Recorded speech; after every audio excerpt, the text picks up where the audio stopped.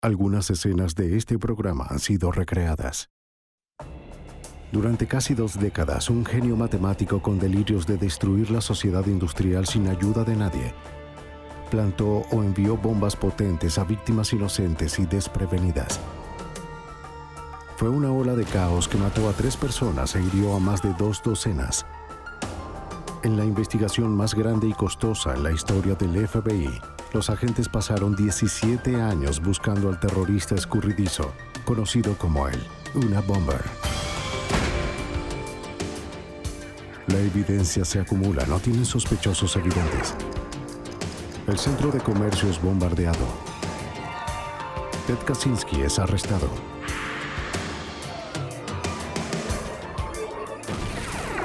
Fugitivo a un prófugo. Los archivos del FBI.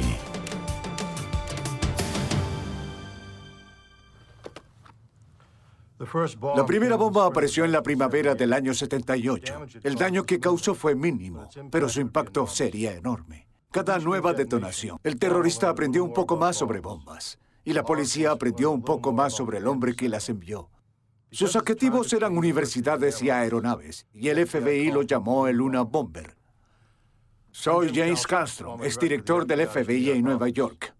Antes de saber del nombre de Ted Kaczynski, sabíamos que estábamos ante un genio descontento. Lo que no sabíamos era cuán inteligente o enojado en realidad estaba, o qué tan lejos llegaría. Al tiempo que él estaba perfeccionando con detalle sus bombas, mejorábamos nuestro perfil. Todo era cuestión de quién terminaría primero. El Una Bomber. El 25 de mayo de 1978, un profesor de ingeniería llamado Buckley Christ de la Universidad de Northwestern en Evanston, Illinois, se presentó en la sala de correos con un paquete del tamaño de una caja de zapatos. El profesor Christ figuraba como el remitente y no conocía a la persona a la que iba dirigido. El guardia de seguridad del campus, Terry Marker, agregó que podría ser una bomba. ¿Estás bien?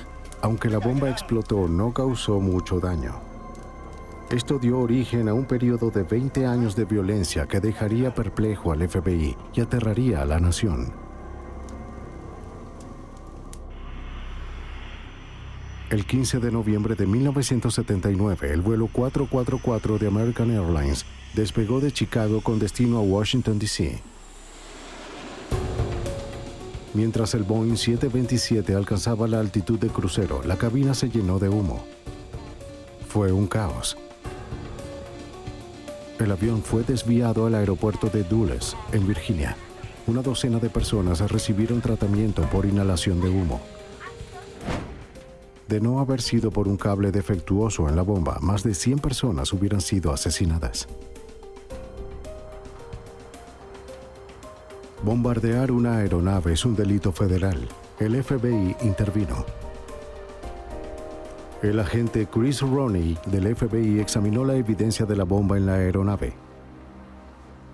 En esencia era una caja de madera que parecía hecha a mano. Descubrimos que contenía un interruptor barométrico y otros componentes de encendido, baterías, cables y un contenedor para la carga explosiva. El interruptor barométrico iba a activarse cuando la presión cambiara en el compartimiento de equipaje, lo suficiente para cerrar el interruptor o permitir que el interruptor barométrico funcionara y detonara la bomba. El uso de un interruptor barométrico sensible a la altitud le indicó al FBI que estaban lidiando con un criminal astuto. Roney comenzó sus investigaciones con la policía de Chicago. Estaba buscando algo para comparar con el dispositivo en la aeronave. En la Universidad de Northwestern, una investigación exhaustiva reveló la existencia de 2 incidentes menores que no parecían tener relación. Además de aprender sobre el dispositivo que hirió a Terry Marker, Roney se enteró de otro. El 9 de mayo de 1979, otra bomba estalló en la Universidad Northwestern, hiriendo gravemente al estudiante graduado John Harris. Su diseño era casi idéntico al de la primera. Pero como los incidentes fueron relativamente menores, las autoridades de entonces no los relacionaron. Al pensar que se trataba de la broma de un aficionado, los restos recuperados fueron desechados. Basándose solo en las fotografías, Chris Roney concluyó que las 3 bombas eran obra de la misma persona. Hubo técnicas de construcción, la forma en la que se cortó la madera, la manera en que se ensambló, las marcas en la madera, la forma en que se usó la cinta. Era evidente que en las fotografías era la misma que en los casos anteriores. Las bombas caseras colocadas dentro de cajas de madera estaban hechas de componentes comunes: tornillos y clavos, pólvora sin humo y cinta negra. Los componentes habían sido hechos en casa y pulidos para hacerlos imposibles de rastrear. Algunos componentes no fueron elaborados, sino más bien tallados y manejados con detalle. Y se podía notar que fueron manipulados y cambiados a gusto. Me di cuenta de que alguien invirtió una gran cantidad de tiempo disfrutando de armar esta bomba. El FBI se percató de que estaban lidiando con un dinamitero en serie, uno que estaba apasionado de su destreza. En la década de los 50, un joven tímido e inteligente de los suburbios de Illinois llamado Ted Kaczynski se saltó un grado en la escuela primaria. Era introvertido, prefiriendo encerrarse en su habitación para estudiar, en especial para estudiar química. Era un prodigio con el nivel de inteligencia de un genio. Su coeficiente intelectual superó los 170. Ingresó a Harvard a los 16 años y se graduó en 3 años en 1962. En 5 años recibió su doctorado de la Universidad de Michigan. Como un ayudante de profesor de matemáticas en la Universidad de Berkeley, en California, Kaczynski no era un profesor popular ni extrovertido. Casi nadie lo llegó a conocer. En 1969, renunció de manera repentina. La naturaleza social de su posición como profesor era demasiado para Ted. Tan solo no parecía encajar. Para 1971, Kaczynski decidió abandonar a la sociedad por completo. Compró 6 hectáreas de terreno en una zona rural en las afueras de Lincoln, en Montana, a casi 2,000 metros por encima de la sociedad de la que iba a deshacerse. Construyó una cabaña de apenas 7 metros cuadrados, sin electricidad ni agua corriente. Ahí se sentaba solo a leer y escribir.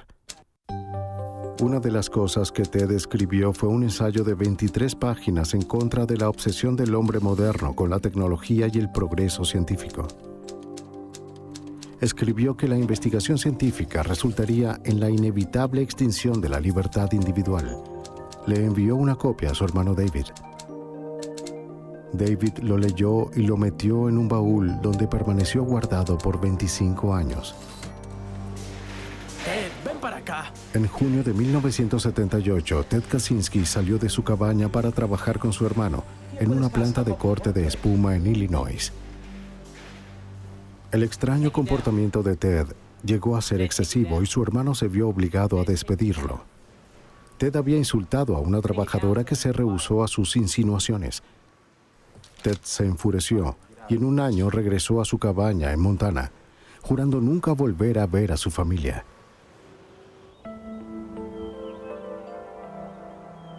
El tratar de encajar como una persona agradable era muy frustrante para el genio introvertido. Ted se excluyó aún más, pensando que el hombre moderno no sería capaz de comprenderlo. Comenzó a ver a la sociedad civil como un obstáculo que necesitaba ser superado.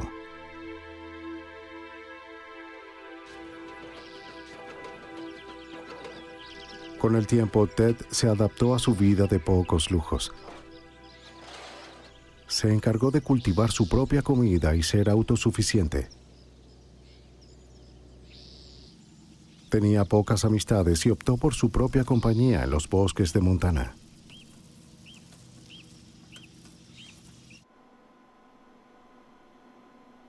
Ted rara vez iba a Lincoln. Cuando lo hacía, era para leer libros de referencia en la pequeña biblioteca de la ciudad.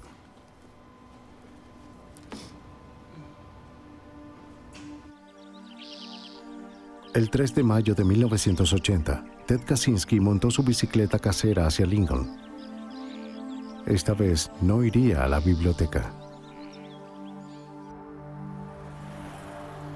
En vez de eso, tomó un autobús hacia Helena y se registró en el Hotel Helena Park para una breve estadía. Al día siguiente se dirigió al oeste. Ted tenía asuntos urgentes de los que tenía que ocuparse.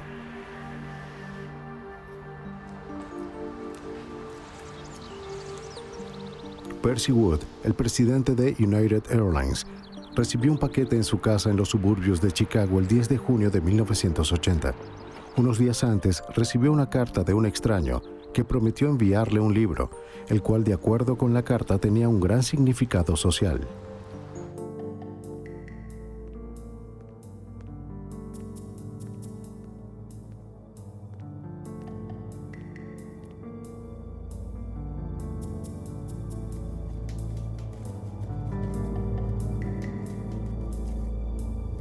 Wood colocó el paquete en el mostrador de su cocina, lo abrió y sacó el libro Ice Brothers, de Sloan Wilson.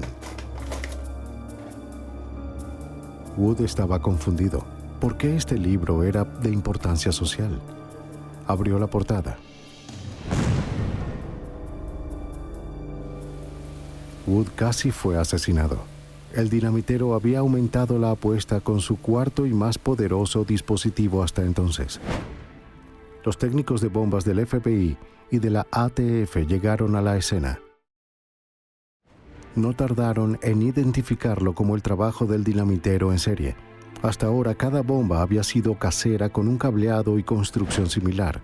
En la cuarta bomba, el terrorista dejó una marca. Grabada en un pedazo de metal, estaban las letras FC.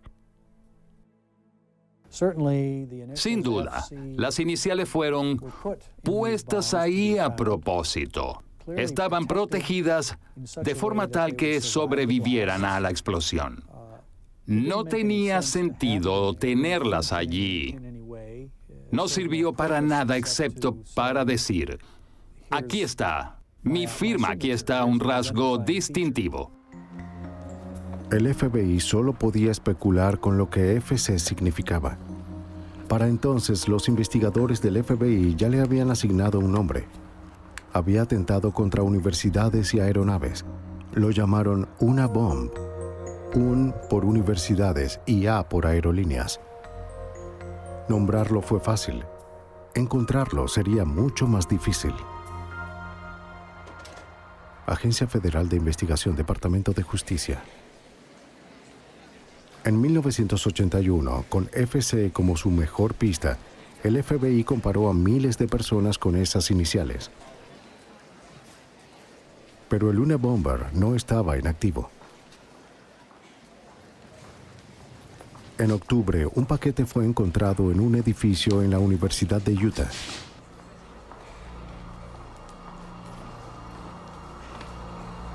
Era una bomba casera.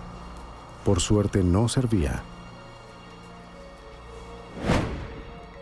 Ahora los investigadores tenían un dispositivo intacto y quizás un componente que podría rastrear.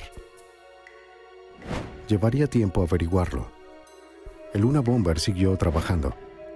En la primavera de 1982, un paquete destinado al profesor Leroy Wood Pearson estalló en las manos de un asistente académico en la Universidad de Vanderbilt.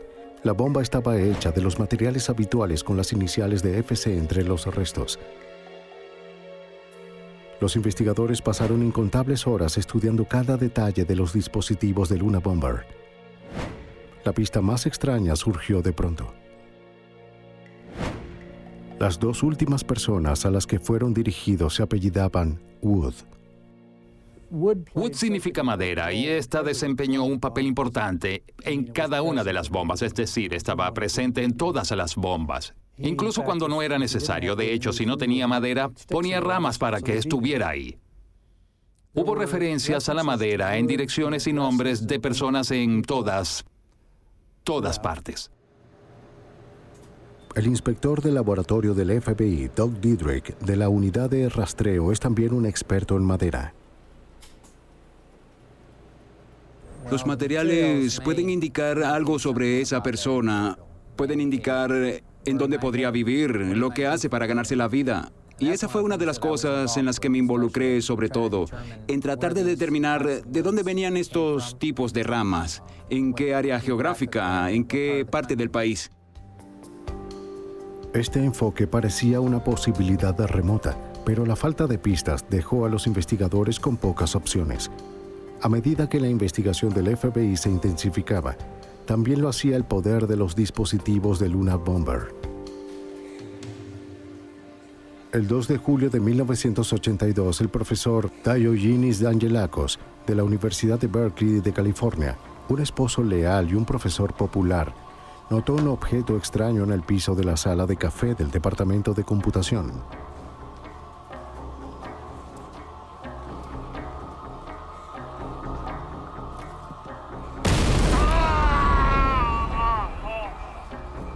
La explosión lo hirió de gravedad y le arrancó los dedos. Mientras yacía aturdido, encontró una nota escrita a máquina.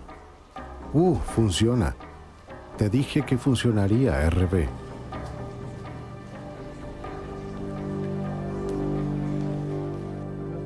El FBI rastreó a todos los que se llamaban Wu en Estados Unidos y a todos con las iniciales RB. Una enorme e intensa labor, pero sin resultado. Aquí está el problema. La nota era un engaño. Tienen que encargarse de esto. ¿Cuánto tiempo? Otra pista surgió al día siguiente de la explosión. Un custodio que trabajaba en Corey Hall, el edificio donde la bomba estalló, vio a un hombre con un bigote delgado y una sudadera vagando en el pasillo la noche anterior. El trabajador, sin embargo, no pudo recordar suficientes detalles para ayudar a un dibujante a hacer un bosquejo. Angelakos estaba malherido y requirió una larga estadía en el hospital. Ya no era capaz de cuidar de su esposa inválida. Ella murió un mes después de la explosión.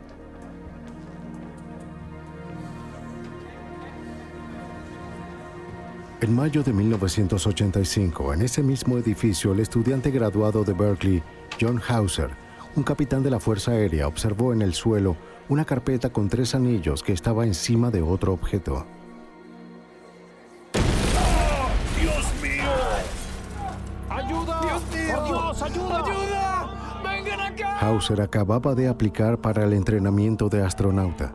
Lo que no sabía es que mientras yacía herido había sido aceptado en el programa, pero nunca volvería a volar. Su anillo de la Academia de la Fuerza Aérea fue encontrado incrustado en la pared al otro lado de la habitación. De forma irónica, el profesor Angelakos estaba cerca cuando la bomba explotó. Corrió a ayudar a Hauser.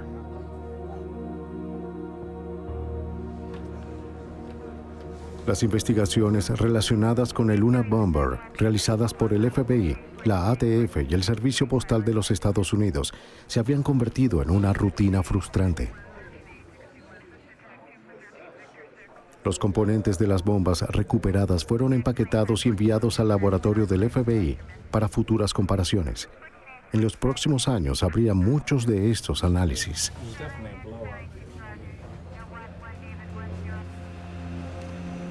El 8 de mayo de 1985 se recibió un paquete en la corporación Boeing, en Auburn, Washington.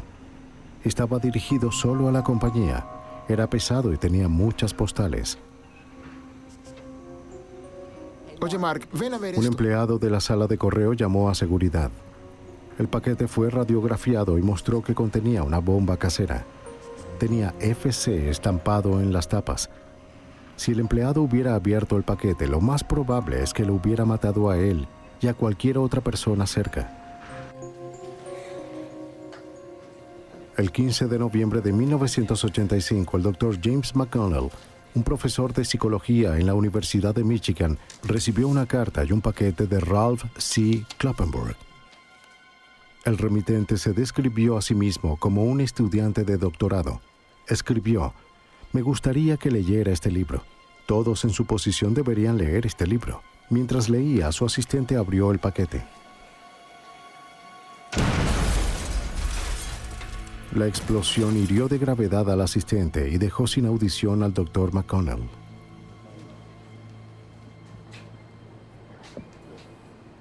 Los inspectores continuaron analizando las bombas. Estaban evolucionando a medida que el Unabomber mejoraba su diseño. Pruebas exhaustivas de laboratorio demostraron que se estaban volviendo más sofisticadas y más poderosas. Los agentes estaban frustrados. Progresaban muy poco para determinar la identidad del Unabomber. Sus análisis confirmaban lo que ya sabían. Si los paquetes seguían llegando, solo sería cuestión de tiempo antes de que alguien fuera asesinado. Rentec. Hugh Scruton era dueño de la tienda de computadoras Rentec en Sacramento, California. El 11 de diciembre de 1985, a la hora del almuerzo, Scruton se dirigió a la puerta trasera que llevaba al estacionamiento cuando observó algo.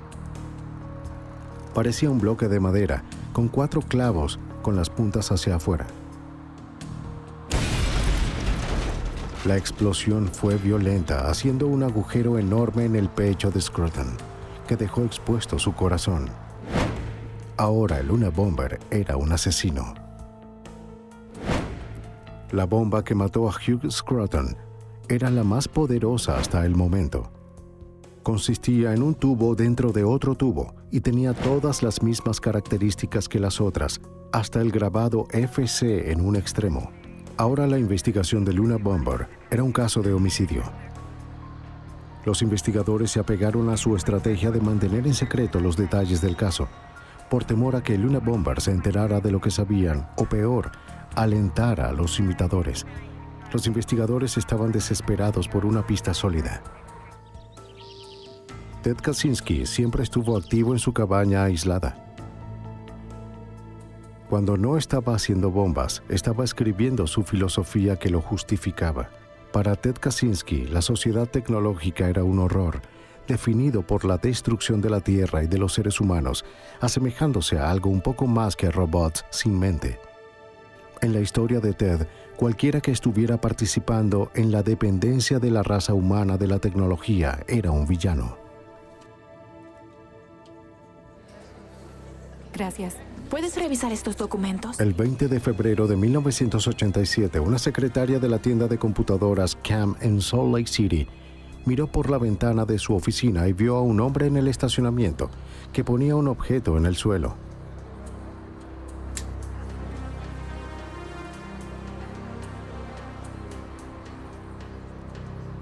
Una hora más tarde, el dueño de la tienda, Gary Wright, estaba en el estacionamiento. Observó el objeto en el suelo. Era un bloque de madera con 4 clavos con las puntas sobresaliendo. Wright quedó con heridas graves, pero sobrevivió de forma milagrosa. Mientras la policía recorría las estaciones de autobuses y las empresas locales en busca de un sospechoso, un boceto fue elaborado con la descripción de la secretaria. Sin duda alguna, era la imagen de un hombre disfrazado. El boceto no sirvió para atrapar al Unabomber, pero podría haber servido. Sabiendo que fue visto, el Unabomber pareció desaparecer. Después de 9 años de bombardeos, los incidentes relacionados con el Unabomber tan solo cesaron después de la explosión de Cam en 1987. La investigación había continuado, pero todas las pistas disponibles se habían agotado. Después de 6 años de silencio, los investigadores tenían la esperanza de que el Unabomber hubiera sido encarcelado por algún cargo no relacionado o hubiera muerto. De cualquier forma, no hubo más ataques. Pero Ted Kaczynski no estaba ni muerto ni en la cárcel. Había pasado los últimos 6 años prácticamente solo. Conforme en su rutina diaria, cuidando el jardín, cazando, escribiendo y visitando la biblioteca, Ted siempre se las arregló para estar al tanto de los eventos. En 1993, después de una pausa de 6 años, varios eventos muy divulgados impulsaron al Unabomber a salir de su retiro. El violento asedio en Waco, Texas, entre la ATF y el culto religioso de los Davidianos, y el bombardeo del Centro Mundial de Comercio creó un ambiente político violento. El Unabomber regresaría en un ataque de violencia propio.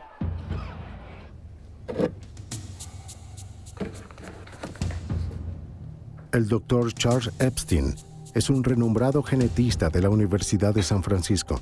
El 22 de junio de 1993, se sentó en la mesa de su cocina para abrir su correo, incluyendo un sobre con relleno que había llegado ese día.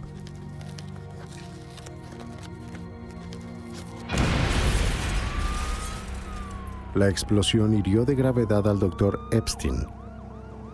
Después de 2 horas y media de cirugía, se estabilizó y tuvo mucha suerte de estar vivo.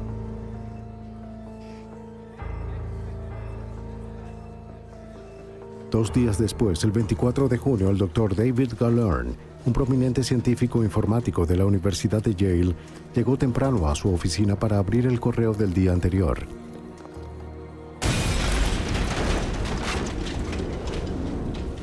Herido en su brazo derecho, ojo y abdomen, Galern luchó para ponerse de pie y salir por la puerta en busca de ayuda.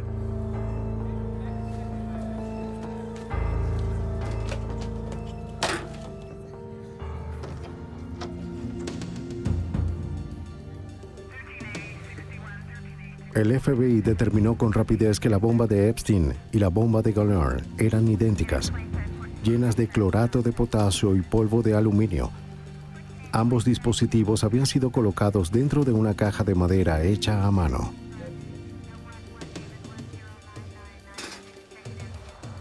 Pocas horas después del estallido llegó una carta a la sala de correo del New York Times.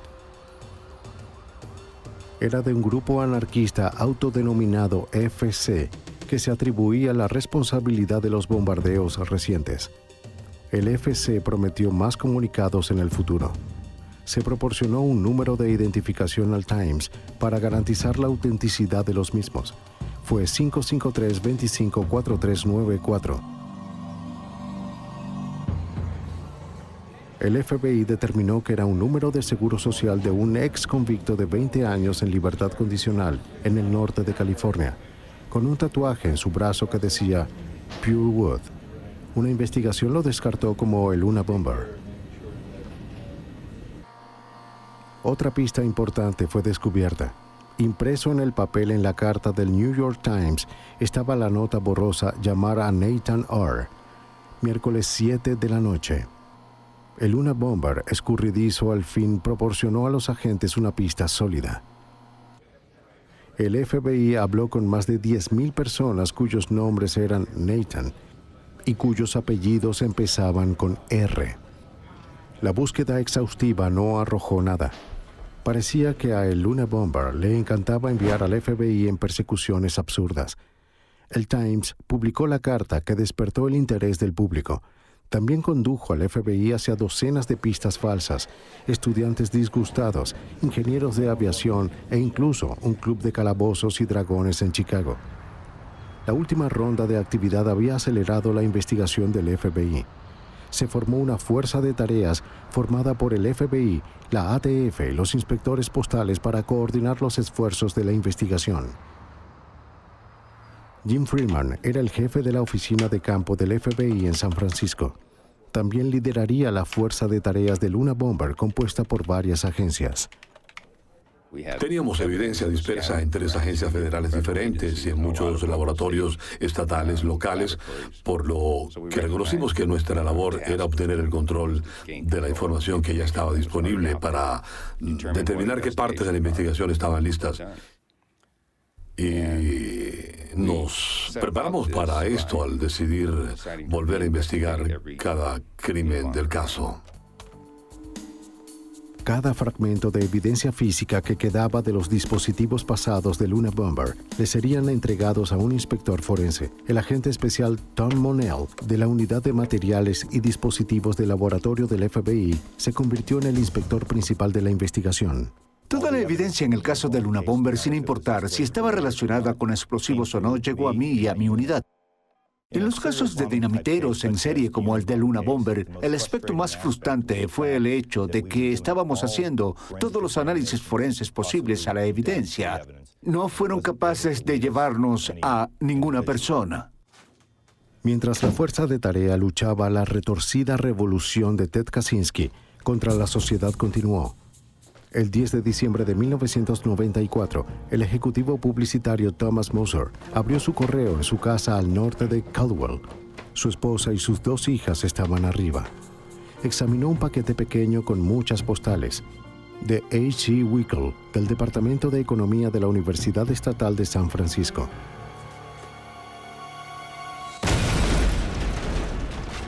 La explosión fue la más espantosa hasta entonces. Decapitó al instante a Thomas Moser. Con cada dispositivo anterior en la investigación de Luna Bomber, el agente Monell fue capaz de reconstruir una réplica trabajando solo con los restos recuperados de las diferentes escenas del crimen, al igual que las 15 bombas que había reconstruido. Esta sin duda era el trabajo de Luna Bomber. Unos meses después, Ted Kaczynski se preparó para una larga visita hacia la costa oeste. Este viaje sería su mayor trabajo hasta la fecha. El 19 de abril de 1995, Ted Kaczynski estaba en el área de la bahía de San Francisco cuando la bomba de 900 kilogramos de combustible de Timothy McVeigh destruyó el edificio federal Alfred P. Murrah en la ciudad de Oklahoma, matando a 168 personas. Ted no dejaría que su agenda fuera eclipsada por la devastación en Oklahoma. Al día siguiente, el 20 de abril, mientras la nación seguía aturdida por el incidente de Oklahoma, Kaczynski envió por correo 5 artículos, 4 cartas y un paquete. En pocos días el correo llegó al este. Primero fue una carta al New York Times. El agente especial Terry Torchy era el segundo al mando en la fuerza de tarea de Luna Bomber. En la carta al New York Times mencionó que él era responsable por los ataques a Thomas Moser, Charles Epstein y David Galanter. También mencionó algunas de sus metas y objetivos y dijo que estaba pensando en enviar un manuscrito o un ensayo y que quería considerar publicar dicho ensayo y que, de hacerlo, llegaría a un acuerdo para dejar de cometer actos terroristas. La segunda carta fue dirigida a la víctima reciente David Gallaert en Yale, quien se estaba recuperando de sus heridas. La carta fue insultante. Dr. Gallaert, las personas con títulos avanzados no son tan inteligentes como creen que son. Si tuvieran cerebro, se darían cuenta de que existen muchas personas que se molestan por la forma en que genios como usted están cambiando el mundo.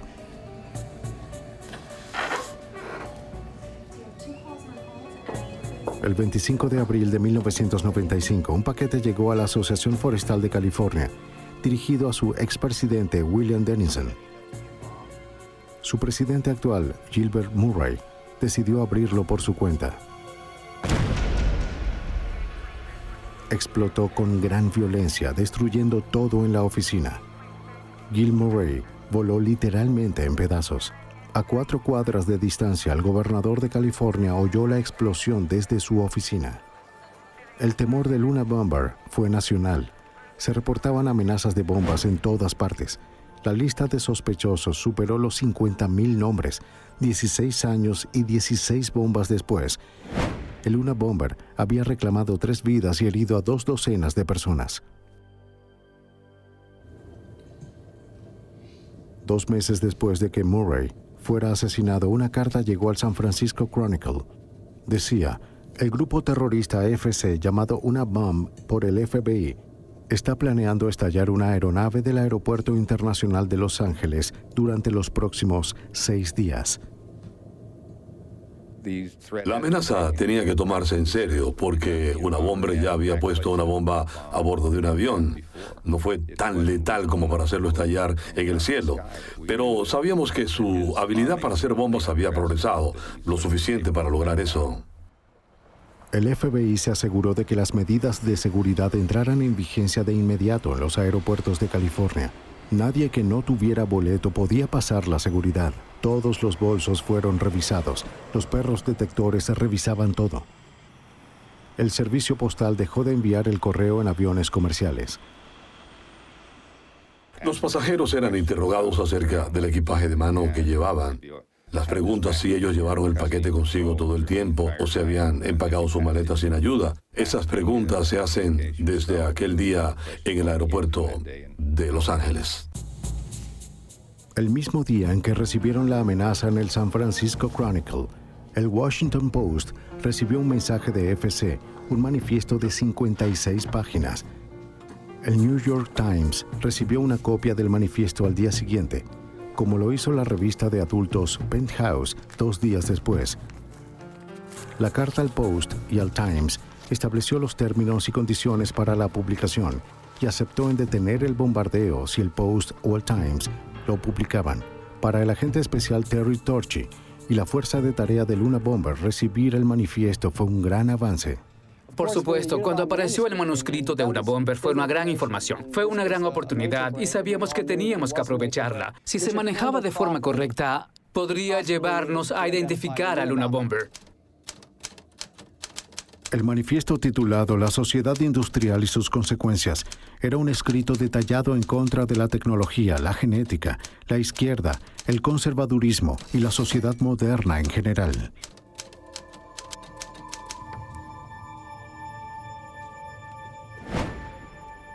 El FBI tenía muchos artículos de evidencia recolectados de años de investigación de este caso. Solo necesitaban generar una pista sólida, una que con suerte hiciera el caso más fácil. Freeman pensó que la respuesta estaba en publicar el manifiesto. Estábamos muy a favor de publicarlo porque después de leer el manifiesto era evidente que una persona había plasmado su filosofía con varios años de desarrollo dentro de las páginas de esto. Era reconocible. Esperábamos que al leer esto alguien diría: recuerdo a ese sujeto. Estaba sentado a mi lado en la clase o en esta universidad. Después de una autorreflexión pública y de discusiones con el director del FBI, la abogada del estado Janet Reno, el Washington Post y el New York Times, se tomó la decisión de publicar el manifiesto. El manifiesto apareció en una sección especial del Post el 19 de septiembre de 1995. A principios de 1996, el hermano de Ted Kaczynski había estado investigando por su cuenta. El noticiero reportó que el Unabomber tenía conexiones en Chicago, la ciudad de su infancia, que al igual que con Berkeley y Salt Lake City, lo molestó.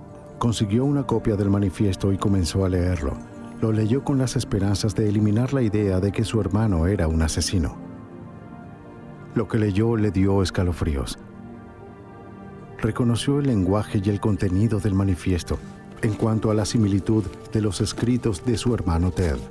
David sacó varias cartas viejas y escritos de Ted que pudo encontrar y los comparó con el manifiesto de Unabomber. Ambos usaron la frase «genios temperamentales». David estaba angustiado, pero aún no estaba convencido.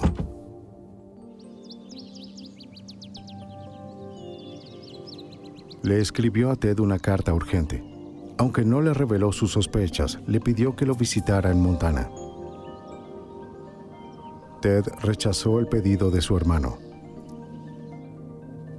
David decidió llamar a un investigador privado para investigar el asunto, pero las noticias que el investigador le llevó no fueron alentadoras. El investigador privado envió el manifiesto junto con algunos de los escritos de Ted para ser analizados por expertos que no conocían a los actores involucrados.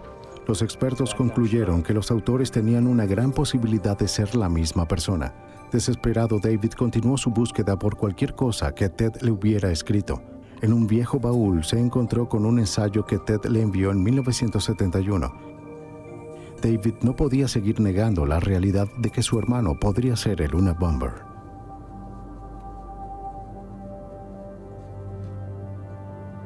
David Kaczynski estaba sorprendido.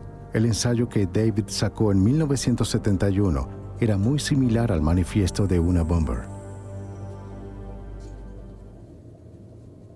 Desgarrado ante la posibilidad de entregar a su propio hermano y poner en peligro las vidas de otros, David Kaczynski tomó una decisión dolorosa. A través de un abogado le habló al FBI acerca de su hermano. En febrero de 1996, David Kaczynski le contó a los miembros de la fuerza de tarea de sus sospechas. Dio un recuento detallado de la vida de Ted, dónde creció, a qué escuela fue y dónde estaba viviendo. Luego entregó el ensayo de 1971. Y luego pudimos hacer una comparación al mismo tiempo entre ese documento que había sido escrito hacía mucho tiempo con la copia actual del manifiesto, y fue muy claro para nosotros, para muchos de nosotros en la fuerza de tareas, que las similitudes eran más que una coincidencia. El FBI analizó el ensayo y encontró más de 160 ejemplos de similitudes con el manifiesto de una bomber, incluyendo frases comunes y errores ortográficos. La lista siguió creciendo. Luego de 17 años, el FBI tuvo su primer y gran sospechoso, Ted Kaczynski. Docenas de agentes del FBI se desplazaron con sigilo hacia la pequeña ciudad de Lincoln, en Montana. El FBI mantuvo una vigilancia cuidadosa en la cabaña de Kaczynski mientras establecían una orden de cateo para el caso, esperando que el Unabomber no volviera a atacar. Para principios de abril, se había descubierto información suficiente para justificar la orden. Entre otras cosas, los agentes pudieron descubrir que Ted había viajado por todas partes. Los registros en los hoteles probaron que el Unabomber siempre estaba en movimiento antes de un incidente. El agente Terry Torchy presentó una declaración detallada de 65 páginas describiendo el caso del gobierno contra Ted Kaczynski y solicitando permiso para registrar su cabaña. Habíamos trabajado toda la mañana alrededor de las 5 para ubicar con anticipación a varios equipos de agentes de diferentes lugares del bosque en Lincoln, Montana, y en un puesto de mando que situamos en Lincoln. Todos teníamos un papel diferente. También teníamos a los equipos de recuperación de evidencia y estaban situados en otro puesto de mando que teníamos en Lincoln. Todos estábamos listos para ir una vez que se firmara la orden. Agentes del FBI disfrazados y un oficial forestal se acercaron a la cabaña de Kaczynski. Caminaron hacia su cabaña hablando en voz alta. No querían que Kaczynski sospechara que había alguien acercándose por sorpresa. Los oficiales le pidieron ayuda para identificar una propiedad en su mapa. Cuando volteó para buscar su abrigo, los oficiales se abalanzaron sobre Kaczynski. El sospechoso de ser una bomber estaba bajo custodia.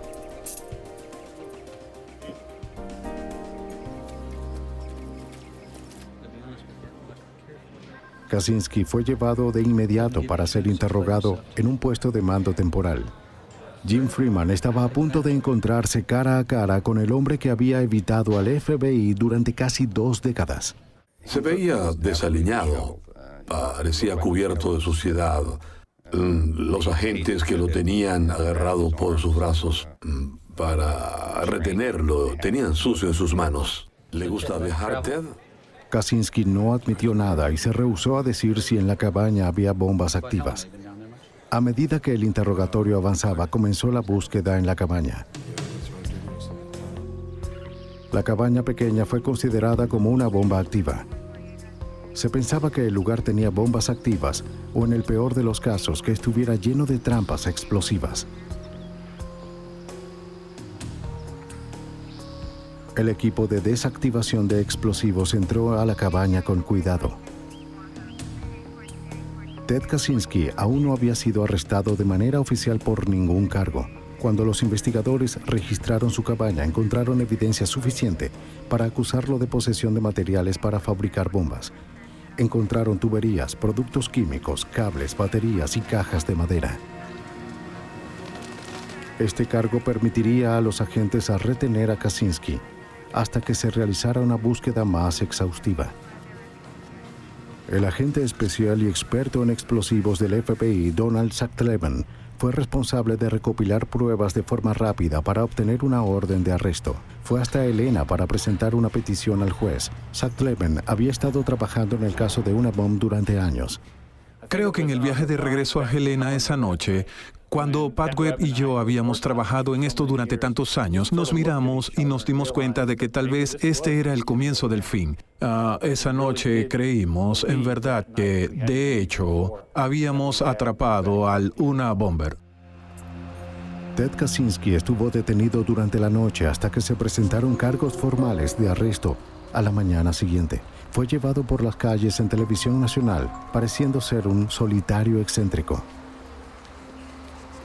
Fue presentado al día siguiente ante un juez en Helena acusado de posesión de equipos para fabricar bombas. La búsqueda en la cabaña continuó. La habitación era una mina de oro, pero una peligrosa. Cada contenedor, cada libro, cada carpeta debía ser examinada por explosivos. Era evidente que iba a tomar mucho tiempo registrar la cabaña pequeña.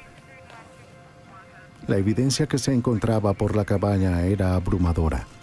Una serie de carpetas de 3 anillos, con páginas tras páginas de diseños detallados de bombas, que coincidían con las bombas utilizadas en muchas de las explosiones del Unabomber, polvos explosivos, del utilizado en los bombardeos, lingotes de aluminio y residuos de aluminio en el piso, componentes cruciales de las bombas. Allí estaba la sudadera con capucha y gafas de sol. El agente Thomas Monell, experto en dispositivos Unabomber, también estaba dentro de la cabaña.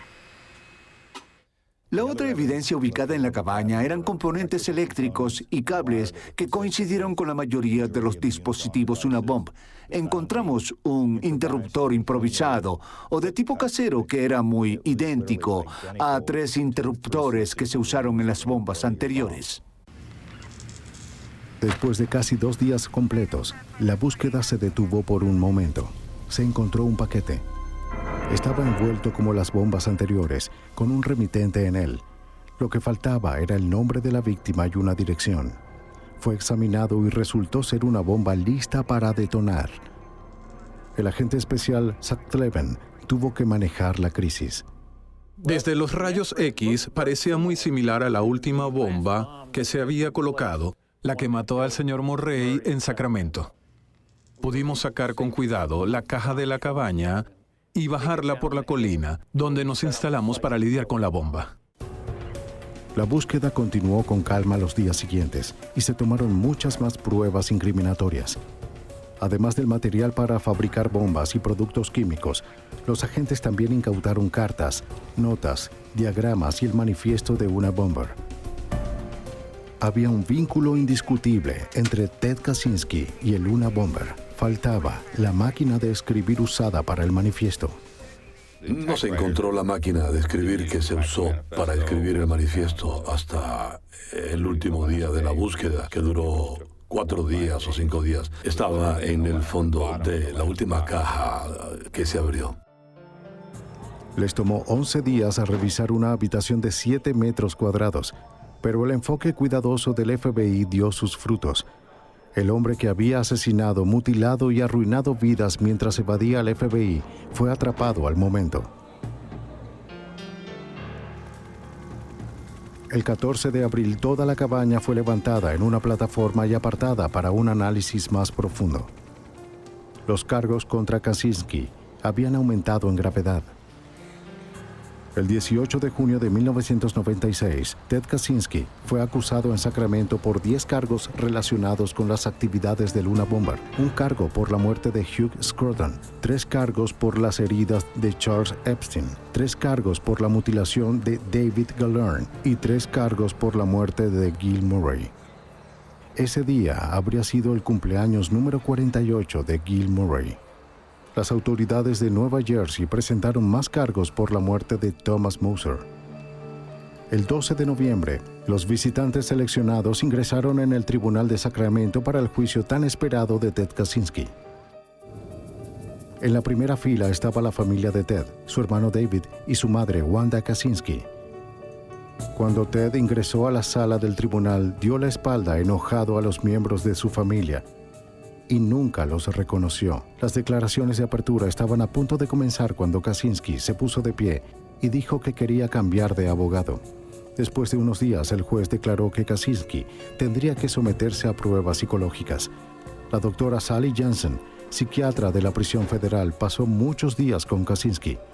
Concluyó que Ted Kaczynski era un enfermo mental, pero que era competente para enfrentar un juicio. El caso del gobierno contra Kaczynski fue abrumador.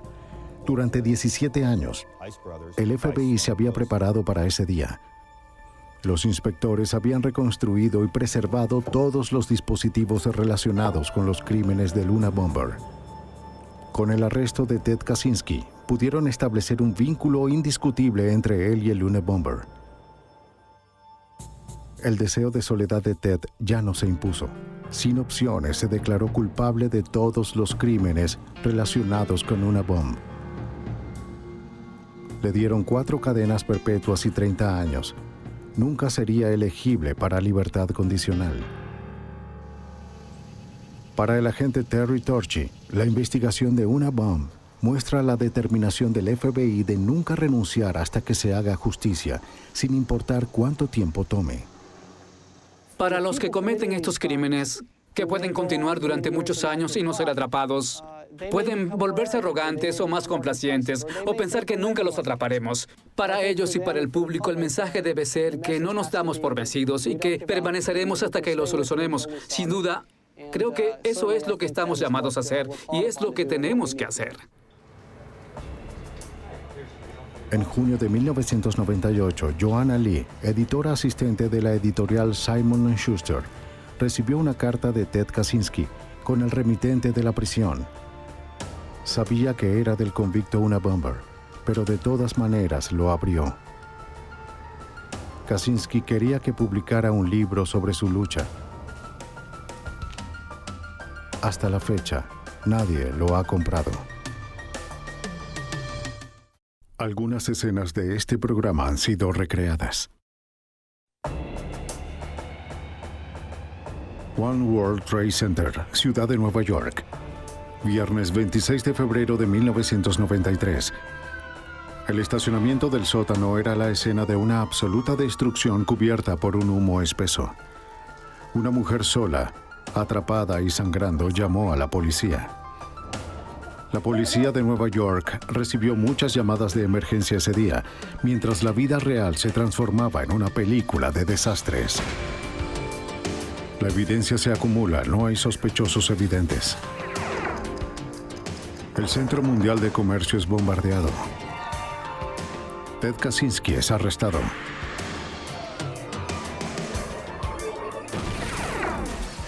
Fugitivo a un prófugo.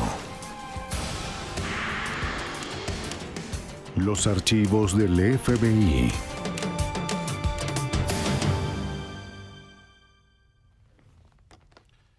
Los atentados terroristas ocurren en otros países, no aquí en los Estados Unidos. Aún así, en 1993, ocurrió en la ciudad de Nueva York. El atentado al World Trade Center afectó nuestra noción de la seguridad nacional. Nos hizo cambiar la creencia de que no éramos vulnerables al terrorismo. Las cicatrices que dejó en nuestra confianza nunca podrán sanar. Si pasó una vez, ¿podría volver a pasar? Era la pregunta en la mente de todos. Pero nadie la decía en voz alta. Soy James Kallstrom, exdirector del FBI en Nueva York. En algún lugar de un cráter de 5 pisos de profundidad, entre los escombros estaba la clave para identificar a los terroristas. Al menos era lo que los investigadores esperaban. El bombardeo al Centro Mundial de Comercio. A las 12:18 de la tarde del 26 de febrero de 1993, la confusión y el pánico se apoderaron de la Torre 1 de 110 pisos del World Trade Center. Las personas estaban atrapadas en los ascensores. Se había ido la luz. El humo oscureció los pasillos. Miles de personas heridas y en pánico se asfixiaban mientras intentaban escapar a ciegas de lo que parecía ser una pesadilla. El ingeniero que diseñó las torres anticipó varios desastres potenciales. Diseñó su estructura para resistir la violencia de un huracán. y algo tan inimaginable como el impacto de un avión lleno de combustible. ¡Rápido, vamos! Parecía que algo había sido pasado por alto, pero nadie sabía qué. Ese día, la Torre 1 se convirtió en la chimenea más alta de la ciudad. Las escaleras parecían ductos de humo, halando humo del sótano que oscurecía cada piso. En las primeras horas de caos, lo único que sabían los oficiales era que la causa del problema estaba en el estacionamiento del sótano. Neil Herman, supervisor de las Fuerzas Conjuntas Especiales contra el Terrorismo de la Oficina del FBI de Nueva York, estaba a unas cuadras del Trade Center. Sin conocer la causa del caos, el FBI se encargó de buscar respuestas.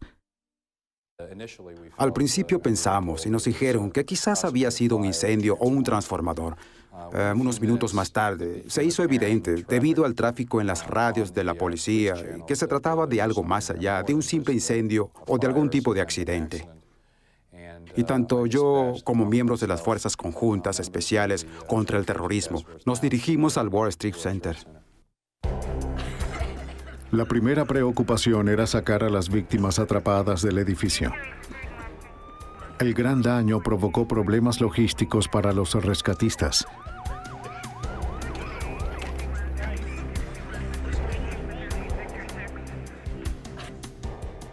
Muchos de los que estaban adentro lucharon para salir por sus propios medios. Los ascensores se habían averiado y los que se encontraban en el último nivel debieron bajar 110 pisos caminando. Hubo lesiones muy graves a causa de la inhalación de humo. Mientras cientos de integrantes del personal de emergencia seguían en labores de rescate, los agentes del FBI enviados al World Trade Center recorrían el área en busca de alguna pista de lo que pudo haber causado la devastación. La destrucción fue enorme. Las calles de la ciudad alrededor del complejo estaban colapsando. El Hotel Vista, que se encuentra entre las dos torres, sufrió enormes cantidades de daños.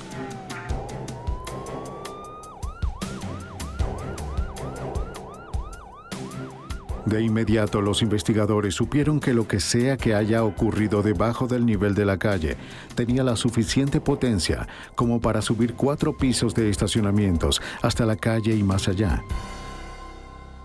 El agente especial Chuck Stern de la unidad antiterrorista del FBI comenzó el proceso para organizar la investigación.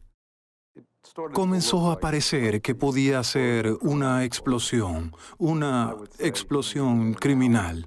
Yo diría que en el transcurso de una hora luego del estallido y después, por supuesto, más y más información seguía llegando. Teníamos agentes especiales del FBI que eran técnicos en explosivos trabajando allí, junto al escuadrón de bombas del Departamento de Policía de la ciudad, y llegaron a la misma conclusión, que de eso era de lo que se trataba.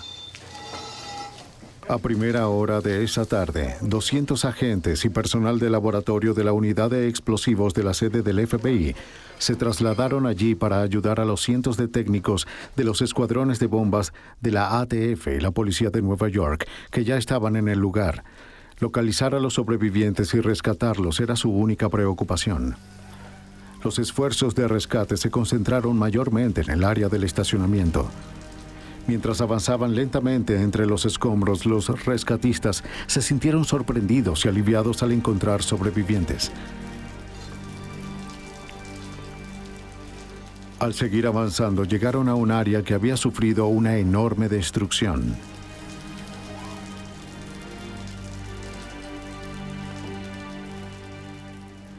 Los técnicos de bombas del FBI, la ATF y la Policía de Nueva York iban enfundados en sus equipos de protección para ayudar en la búsqueda. Algunos llevaban cámaras de imágenes térmicas para localizar cuerpos atrapados entre los escombros. Los descubrimientos se volvieron más horripilantes. 6 personas fueron encontradas muertas. Entre ellos estaban John D. Giovanni, un vendedor de suministros dentales que había estacionado su auto en el estacionamiento subterráneo. Robert Kirkpatrick, William Mako, Stephen Knapp y Monica Smith también murieron. Trabajaban para una compañía que realizaba mantenimiento al World Trade Center. Mónica estaba embarazada de su primer hijo.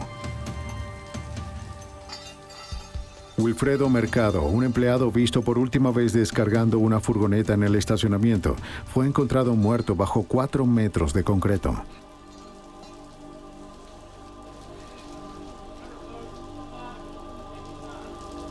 Dentro del estacionamiento había una escena apocalíptica. Los escombros y el concreto se dispersaron cientos de metros en todas las direcciones. Cientos de autos fueron demolidos y hubo pequeños incendios a causa del combustible derramado. Las bombas drenaban una inundación de agua y aguas hervidas de las tuberías rotas.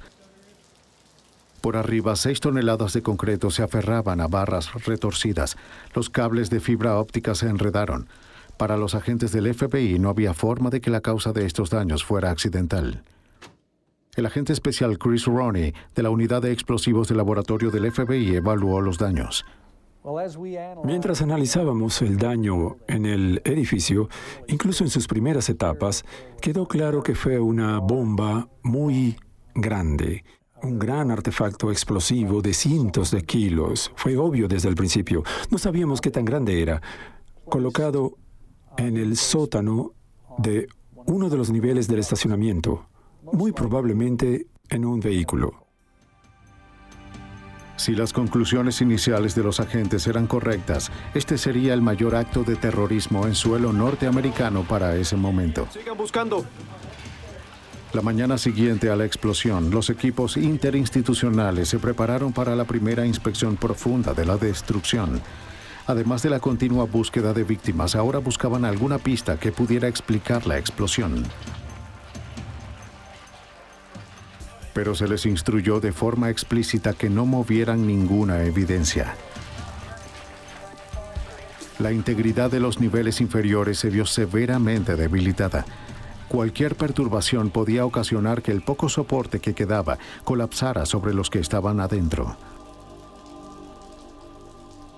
El piso del nivel B2 del estacionamiento se había derrumbado, haciendo que cientos de autos de los 3 niveles inferiores cayeran varios pisos.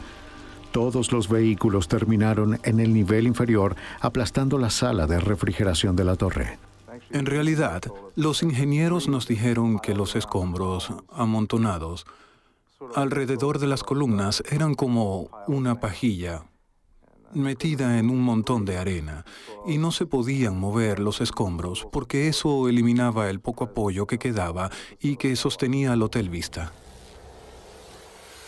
Los equipos de construcción pasaron horas reforzando las paredes y columnas en los niveles del estacionamiento para que los agentes y los investigadores pudieran explorar la escena con seguridad.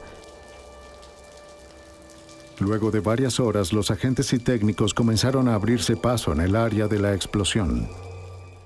Era muy escalofriante porque todo estaba desierto y había muchos autos con los maleteros abiertos y cosas así. Y en algunos de ellos se podía escuchar el tic-tac, lo cual era espeluznante en el lugar del atentado. Y era porque las luces intermitentes de los autos se habían activado y seguían parpadeando en algunos de ellos. Poco a poco, los investigadores se acercaban al origen de la explosión conocida como Zona Cero. El daño fue tan extenso que no hubo pruebas concluyentes que señalaran la causa de la explosión. Los pisos quedaron totalmente destruidos, dejando un cráter equivalente a 5 niveles que se extendía a través de la cavidad del edificio. Los investigadores que buscaban residuos explosivos tenían dificultades para encontrarlos. Estaban mezclados con escombros de concreto y materiales de construcción. Tuvieron que tamizar toneladas de tierra y escombros con la esperanza de encontrar algún rastro de evidencia. Cientos de vehículos dañados fueron limpiados y aspirados en busca de residuos. Los agentes persistieron. En alguna parte de la devastación habría respuestas. Cuando las imágenes del bombardeo del World Trade Center se transmitieron por todo el país, las personas reaccionaron con horror e incredulidad. La inocencia de los Estados Unidos había sido destrozada. Estados Unidos se unió a la lista de países víctimas de ataques terroristas. Desesperados por atrapar a los terroristas, la ciudad ofreció una recompensa por su captura, $200,000, la más alta en la historia de la ciudad. Para la mañana del sábado, el FBI había establecido un puesto de comando para esta investigación. Todos los agentes disponibles fueron asignados al caso. Habían recibido cientos de pistas. La mayoría era de personas que describían a vecinos sospechosos. Numerosos grupos llamaban alegando ser los responsables. Aunque la mayoría de estas pistas parecían llevar a callejones sin salida, todas debían ser investigadas. Gracias por su ayuda. De acuerdo. Justo 2 días después de la explosión, mientras los agentes buscaban pistas, los investigadores que procesaban la escena del crimen localizaron un trozo de acero chamuscado y retorcido en lo que se pensaba que fue el centro de la explosión. Era parte de un vehículo destrozado por la explosión, quizás del vehículo que transportaba la bomba. Los investigadores encontraron una serie de dígitos estampados en los restos metálicos. A pesar de que se les instruyó de forma explícita que no movieran la evidencia, consideraron que su hallazgo era lo suficientemente significativo como para anular el protocolo. Los restos metálicos fueron colocados en una camilla y llevados a la parte superior del cráter. Al llegar a la superficie, los agentes de inmediato trasladaron lo encontrado a un laboratorio forense, instalado por el Laboratorio Criminal de la Policía de Nueva York. Con cuidado, por favor. En el laboratorio, los agentes y examinadores tuvieron dificultades para determinar el significado de las marcas. Se llamó a un investigador de las Fuerzas Especiales Conjuntas contra Crímenes en Vehículos para examinar los escombros.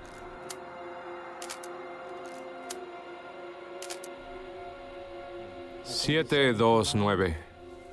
Su análisis proporcionaría el primer avance importante en la investigación.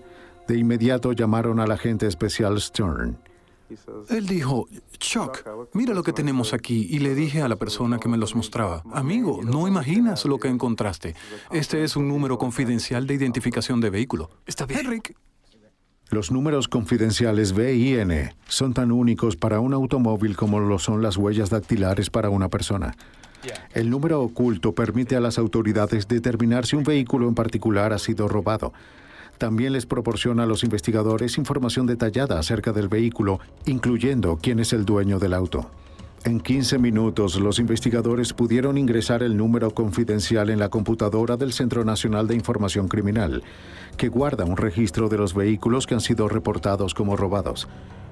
Obtuvieron respuesta de inmediato. El número pertenecía a una furgoneta Econoline que había sido reportada como robada del local DIB en Jersey City, Nueva Jersey. De inmediato contactaron a la oficina del FBI en Newark. En cuestión de minutos, los agentes llegaron al local.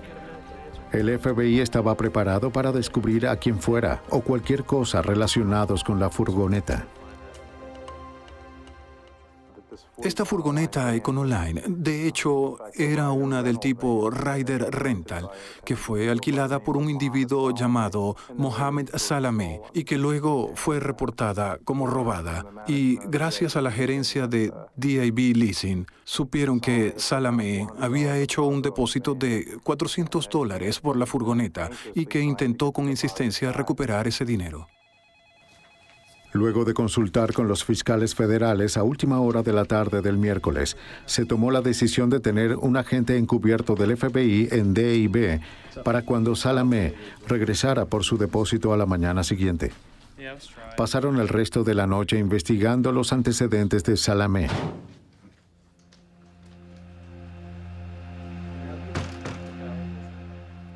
Se enteraron de que Mohamed Salameh era un inmigrante de 25 años de ascendencia palestina.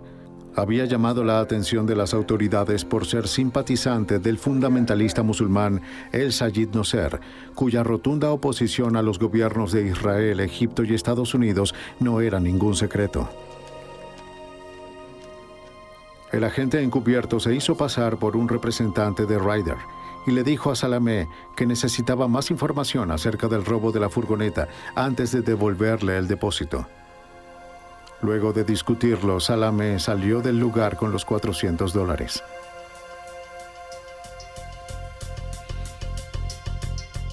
Al salir de la oficina, docenas de agentes del FBI que habían estado monitoreando la conversación abordaron a Salamé. Menos de una semana después del bombardeo, el FBI tenía a un sospechoso bajo custodia.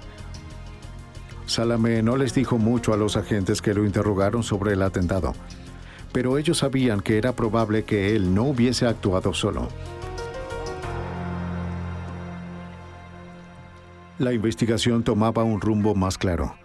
Cuando Salamé fue arrestado, los agentes recolectaron varios objetos personales, incluida su billetera, la cual contenía varias tarjetas de presentación y números de teléfono. Comenzaron buscando la dirección que tenía en su licencia de conducir. Un antiguo compañero de habitación les dijo a los agentes que Salamé ya no vivía en ese lugar.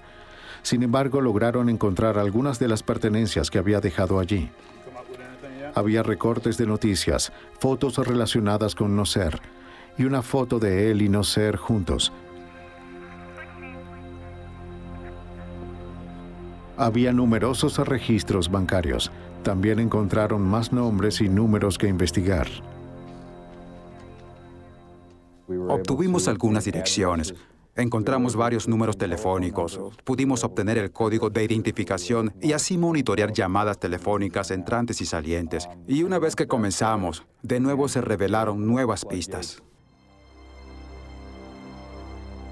Los investigadores también recibieron ayuda del público. Pocos días después del arresto de Salamé, el gerente de las instalaciones de almacenaje Space Station en Jersey City llamó al FBI.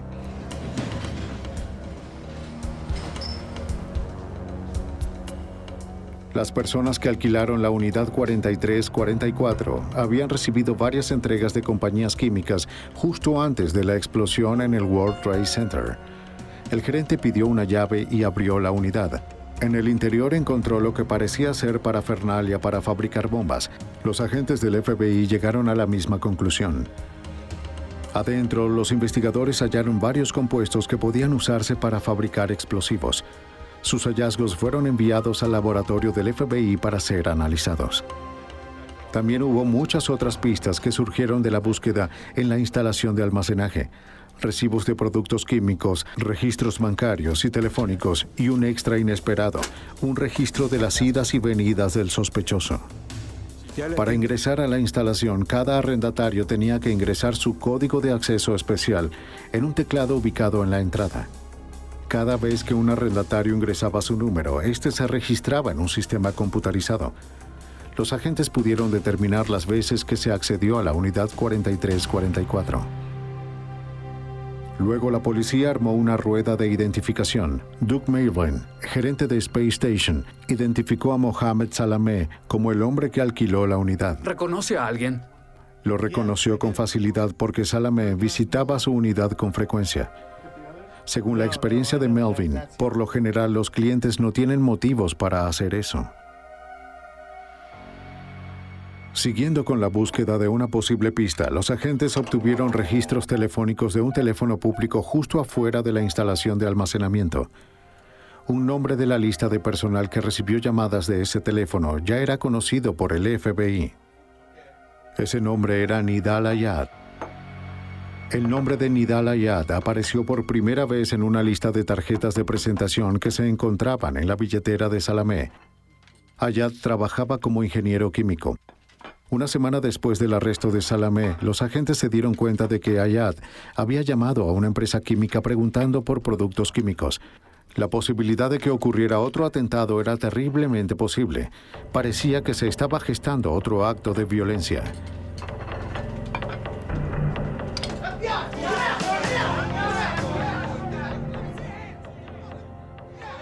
Los agentes sintieron que tenían suficiente información para obtener una orden de arresto para Ayad. El 10 de marzo, el FBI allanó su casa en Nueva Jersey, mientras él cenaba junto a su familia. ¡No lo comprendo! No lo comprendo. Luego de buscar en su casa, los agentes de inmediato se dirigieron a su lugar de trabajo, Allied Chemical. Allí confiscaron registros telefónicos y estados bancarios que podrían vincularlo con Salamé.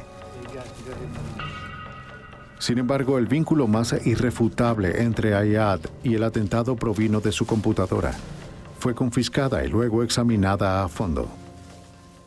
Nuestro personal técnico pudo restaurar un archivo borrado que resultó ser una carta atribuyéndose el mérito por el atentado del World Trade Center a nombre de una organización conocida como el Quinto Batallón del Ejército de Liberación. Una carta similar había sido enviada al New York Times 4 días después de la explosión. En ella, el grupo calificó el bombardeo como un acto de terrorismo para protestar contra el apoyo de los Estados Unidos a Israel. También había una segunda carta que Ayad no tuvo tiempo de enviar. Prometía otra explosión. Aunque la investigación avanzaba muy rápido, cada nuevo descubrimiento revelaba la existencia de una conspiración grande y en curso. La posibilidad de que ocurrieran más ataques crecía día tras día. Mientras el FBI intentaba saber más de los principales sospechosos de la explosión en el World Trade Center, Salameh y Ayad continuaban obstaculizando sus esfuerzos. El análisis de todos los registros telefónicos confiscados llevó a los investigadores hasta un apartamento en Jersey City. El arrendador, que era dueño del apartamento número 40 en la avenida Panrapo, confirmó que Salameh y otra persona alquilaron el apartamento a principios de enero de 1993 hasta finales de febrero, solo 2 meses después. El propietario no pudo confirmar la identidad del compañero de habitación de Salameh, cuyo nombre solo conocía como Rashid. Lo más probable es que ese nombre fuera un alias. Se emitió una orden de captura. Después de ejecutar la orden de captura, los agentes descubrieron que el apartamento 40 en la avenida Panrapo era la fábrica de bombas, el lugar donde los conspiradores mezclaron un explosivo con la suficiente potencia como para sacudir el World Trade Center. Dentro del apartamento y en un estacionamiento adyacente, los forenses del FBI encontraron rastros de una amplia gama de productos químicos. Estos artículos fueron recolectados y luego se llevaron al laboratorio del FBI en Washington, D.C. Mientras los agentes registraban el departamento, la identidad del misterioso compañero de cuarto de Salameh se reveló. Encontraron documentos para solicitar asilo político a nombre de Ramzi Youssef, quien según los documentos había sido detenido en septiembre de 1992 en el aeropuerto Kennedy por intentar ingresar al país sin una visa. El apartamento en la avenida Panrapo era una mina de oro para el FBI.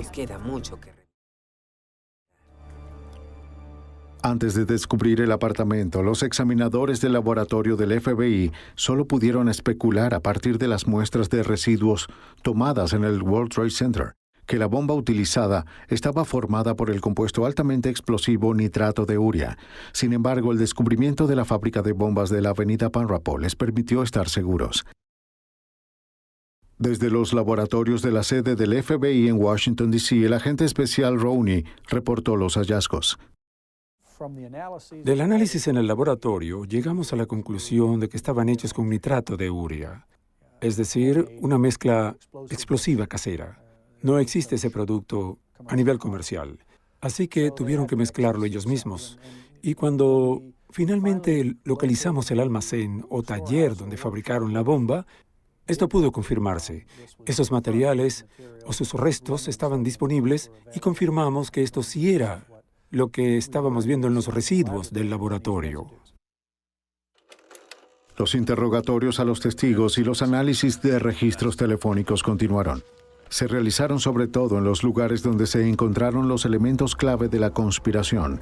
Todos los interrogados mencionaron haber visto a un individuo de aspecto peculiar en compañía de Salameh y Ramzi Youssef. Los registros telefónicos ayudaron a identificar a ese individuo como Mahmoud Abu Halima. Cuando los agentes concentraron su investigación en Abu Halima, se enteraron de que poco después del bombardeo había huido del país. Abu Halima era bien conocido por las autoridades por sus asociaciones con el Sayyid Nasser. Abu Halima también era cercano al clérigo radical musulmán Sheikh Omar Abdul Rahman, quien más tarde sería sentenciado a cadena perpetua por conspiración para bombardear varios monumentos de la ciudad de Nueva York. Poco después de que los agentes se enteraran de que Abu Halima había huido del país, las autoridades egipcias contactaron al FBI para informarles que había sido arrestado y detenido en El Cairo. Abu Halima era buscado allí por conspirar contra el presidente egipcio Hosni Mubarak. Las negociaciones entre los gobiernos de Estados Unidos y Egipto fueron exitosas. Los agentes viajaron a Egipto y se llevaron a Abu Halima bajo custodia del FBI.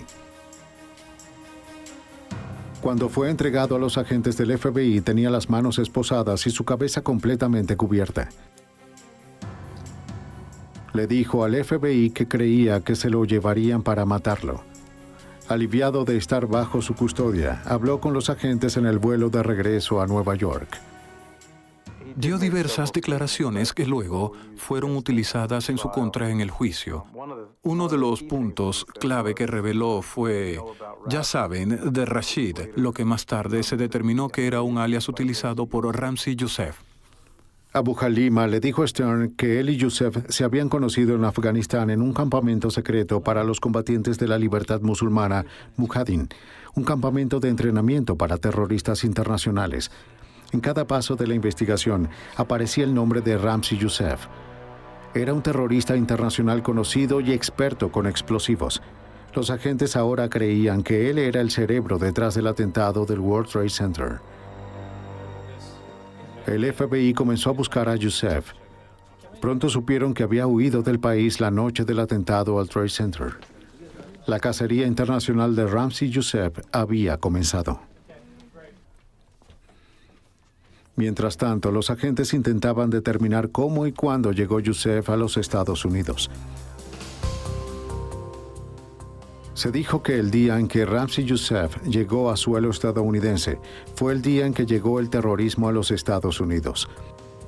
El 1 de septiembre de 1992, el sombrío experto en fabricación de bombas entrenado en Afganistán llegó al aeropuerto Kennedy de Nueva York.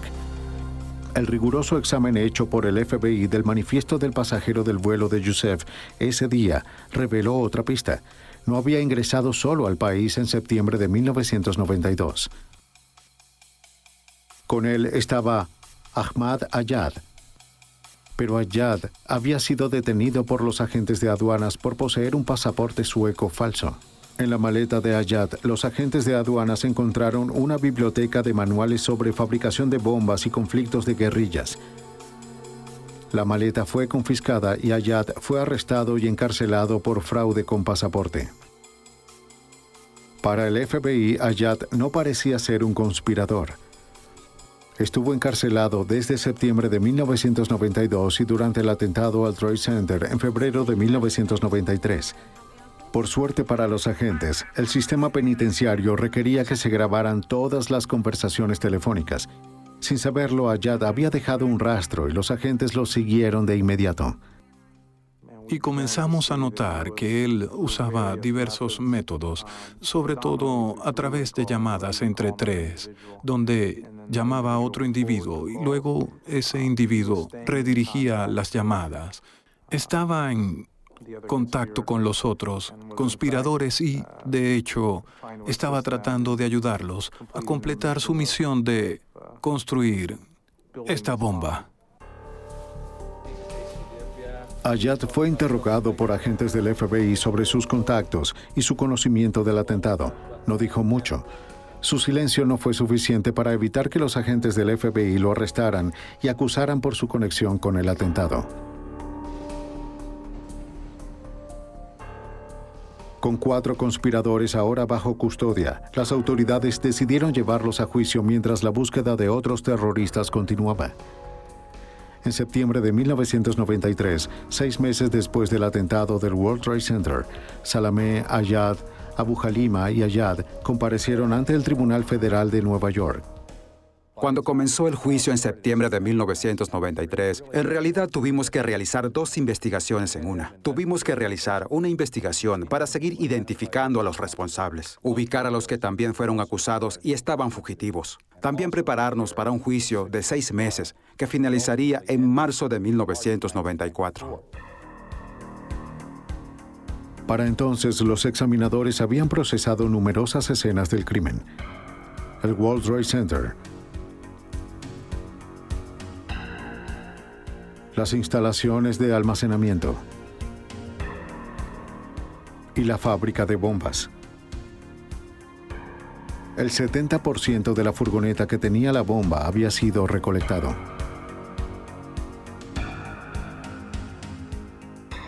También hubo una gran cantidad de recibos, registros telefónicos y entrevistas. Se recogió una gran cantidad de evidencia. Ahora dependería de un jurado determinar si eso era suficiente.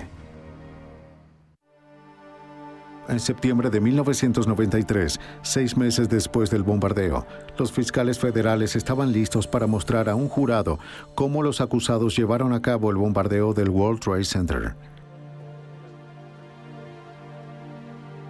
La conspiración comenzó poco después de que Ramzi Youssef llegara a Estados Unidos en septiembre de 1992. Se mudó con Salameh y los dos se hicieron buenos amigos. La amistad se fundó en un odio mutuo hacia Israel y el deseo de interrumpir el apoyo de Estados Unidos al gobierno israelí. Eligieron el World Trade Center como el escenario para articular su agenda política. Las torres del World Trade Center eran los edificios más altos de la ciudad y se elevaban unos 400 metros de altura sobre el pavimento.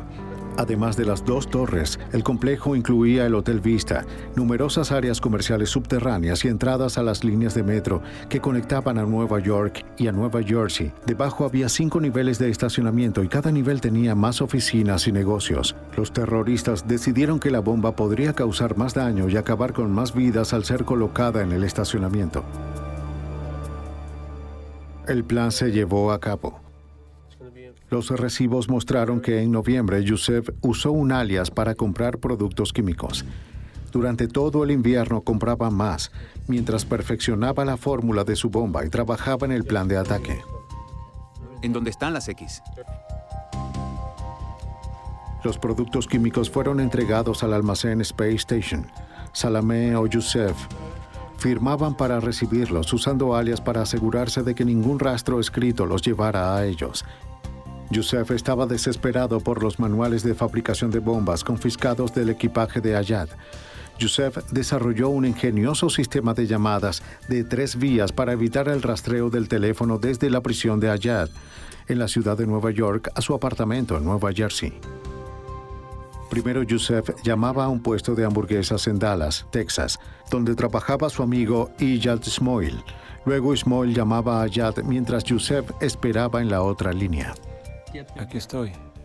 No. Oye... Cuando Ayad contestaba el teléfono en prisión, Ismoil lo conectaba con Youssef. Sí, pásale el teléfono a Ayad. Ayad, ¿cómo te va? Juntos, los 3 pudieron discutir la construcción de la bomba. No tengo los planos. No. Al jurado se le mostró de forma muy metódica todo lo que los terroristas habían hecho para protegerse entre ellos. Estos hombres no serían disuadidos. Los fiscales continuaron.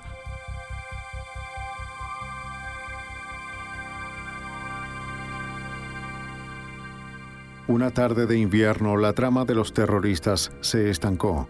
Salameh y Youssef conducían desde la casa de Abu Halima en Nueva Jersey cuando Salameh perdió el control de su auto. Solo sufrió heridas leves. Youssef sufrió heridas más graves. Fue hospitalizado por una semana.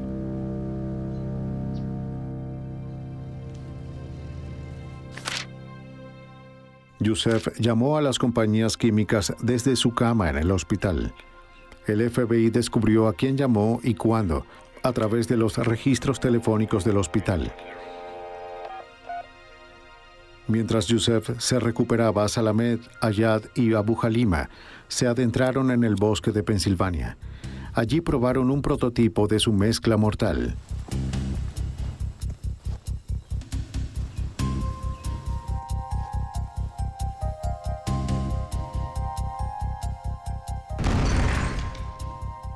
Explotó, pero necesitaba más potencia. Entonces, en los próximos días, Ayad intentaría comprar gas de hidrógeno comprimido. El hidrógeno se usa con tanta cotidianidad en los bombardeos terroristas en el Medio Oriente que se le considera como una firma distintiva. A pesar de que Ayad trabajaba como ingeniero químico, tuvo problemas para encontrar una compañía que se lo vendiera.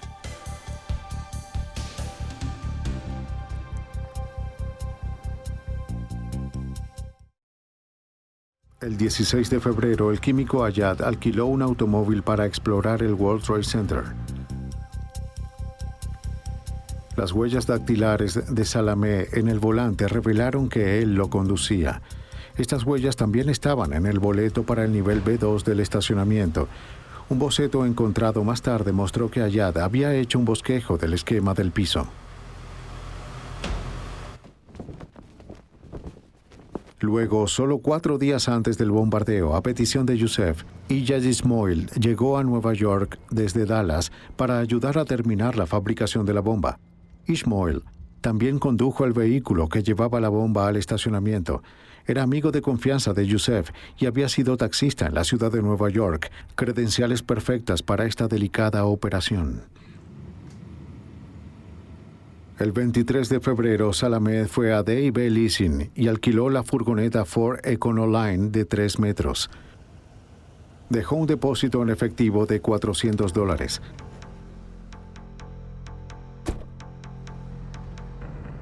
La construcción de la bomba estaba casi completa. Hubo otra vista de reconocimiento al estacionamiento del World Trade Center. World Trade Center, recepción y despacho.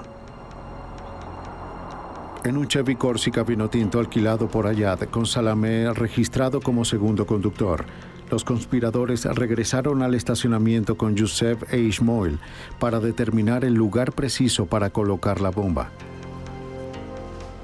A los miembros del jurado se les mostró otro boleto del estacionamiento que confirmaba la hora de la visita, la marca del automóvil y el nivel del estacionamiento en el que estacionaron, el nivel, el B2. Entretanto, Ayad había contactado a una empresa que le vendiera hidrógeno comprimido.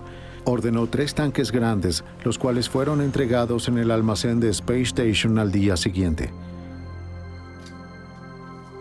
El 25 de febrero, en el apartamento de Panrapo, Abu Halima y los demás mezclaron con cuidado ácido sulfúrico y nítrico con glicerina dentro de una sustancia nitroglicerina volátil y mortal.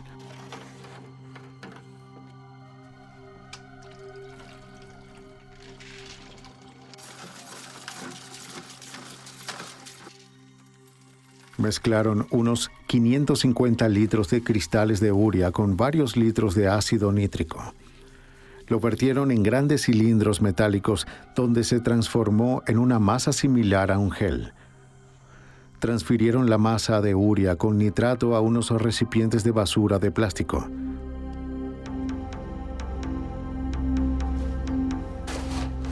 Los demás llevaron la furgoneta desde la parte trasera de la casa hasta la puerta del apartamento. Llenaron el área de carga con su creación, un cóctel letal de productos químicos, agentes adhesivos, fusibles y un detonador. Colocaron dentro los recipientes de basura y dispusieron la nitroglicerina fabricada en casa entre ellos. Habían entrelazado 4 largos fusibles a través de tubos quirúrgicos para reducir el humo y la combustión lo suficiente para que los terroristas pudieran escapar. Los fusibles fueron conectados a detonadores y cajas de pólvora y luego se insertaron en cada uno de los contenedores de nitrógeno.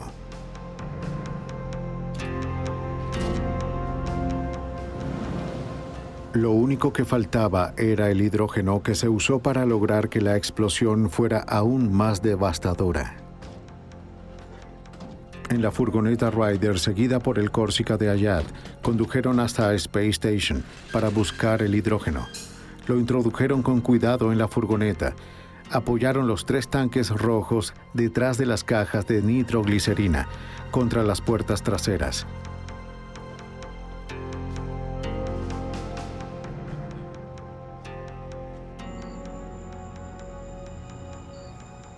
Youssef e Ismoil condujeron la furgoneta desde Nueva Jersey hasta un hotel en Manhattan.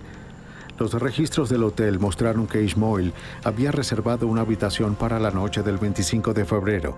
En la noche, la aparcaron en la parte trasera, oculta a la vista. A las 10 de la noche, desde su casa en Jersey City, Salamé informó a la policía de Nueva York que la furgoneta había sido robada. Inventó la historia de que la aparcó en un supermercado y al salir notó que ya no estaba allí. Más tarde esa noche se reunió con la policía para documentar el robo. Sabía que necesitaría un informe policial válido si quería recuperar su depósito. Los agentes se enteraron de que Salamé había comprado un boleto aéreo de infante en el extranjero, porque era lo único que podía pagar. Necesitaba el depósito de la furgoneta para poder cambiar el boleto por uno de la tarifa de adulto. Una vez el vehículo se reportó como robado, todo estaba a punto. Los terroristas hicieron su último viaje al World Trade Center.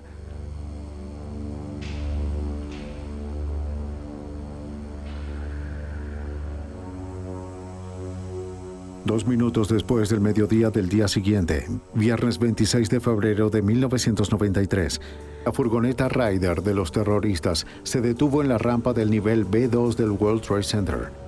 El Corsica vino tinto lo siguió. Ismail condujo la furgoneta y Youssef se sentó en el asiento del pasajero.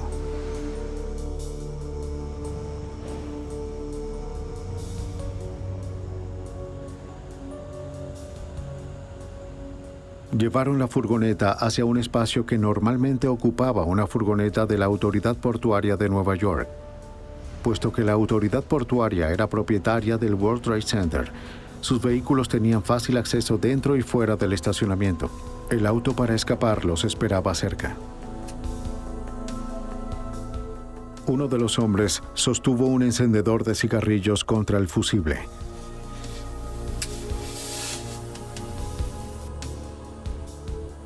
Tan pronto comenzó a arder, corrieron al Corsica y se alejaron. Las llamas comenzaron a correr 2.5 centímetros cada 2 segundos y medio, silenciosas y casi sin producir humo debido a la tubería quirúrgica. La pólvora fue cargada dentro de detonadores Atlas Rockmaster del tipo utilizado en las demoliciones de grandes edificios. Se usaron 4 fusibles para asegurarse de que la bomba detonara. Youssef, Ismail y los demás salieron del estacionamiento pocos segundos antes de la explosión. A las 12:18 de la tarde, los meses de planificación de esta destrucción estaban a punto de convertirse en realidad.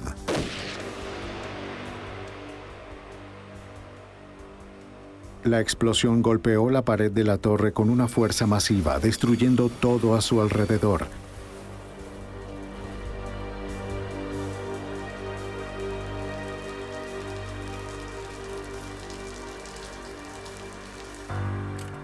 Más tarde ese día, mientras los trabajadores de rescate y los investigadores seguían llegando a la escena, Youssef abordó con tranquilidad un avión a Pakistán e Ismail abordó un avión rumbo a Jordania. Pocos días después, Abu Halima también había huido. Si los investigadores no hubiesen encontrado y rastreado el número de identificación con tanta rapidez, Salamé probablemente habría escapado también. En el transcurso del juicio de 6 meses, el jurado escuchó el testimonio de 206 testigos y revisó un total de 10.000 páginas de testimonios. En febrero de 1994, un año después del bombardeo, el juicio concluyó. El jurado tardó solo 3 días en llegar a un veredicto. La presidenta del jurado leyó 38 declaraciones de culpabilidad, conspiración, destrucción explosiva de una propiedad, transporte interestatal de explosivos y asesinato. Cuando ella terminó, la sala del tribunal estalló. Ayad y Salamé se levantaron gritando que el veredicto era una injusticia. Solo Abu Halima seguía en silencio. Sentado con calma, con los brazos cruzados, con una sonrisa de desconcierto en su rostro. 3 meses después de sus condenas, el 24 de mayo de 1994, el juez Kevin Duffy condenó a cada terrorista a 1 año de prisión por cada año de vida que les arrebataron a las víctimas, lo cual dio un resultado de 240 años a cada uno, sin posibilidad de libertad condicional. La declaración de las sentencias duró horas y cada acusado dio un largo discurso. Mohamed Salamé, el químico Nidal Ayad, Ahmed Ayad, el hombre que trajo al país los manuales para fabricar bombas, y Mahmoud Abu Halima, conocido como El Rojo, pasarán el resto de sus vidas en prisión. Aunque el juicio de los 4 acusados fue un éxito, el autor intelectual Ramzi Youssef y su cómplice Eyad Ismoil aún seguían siendo fugitivos.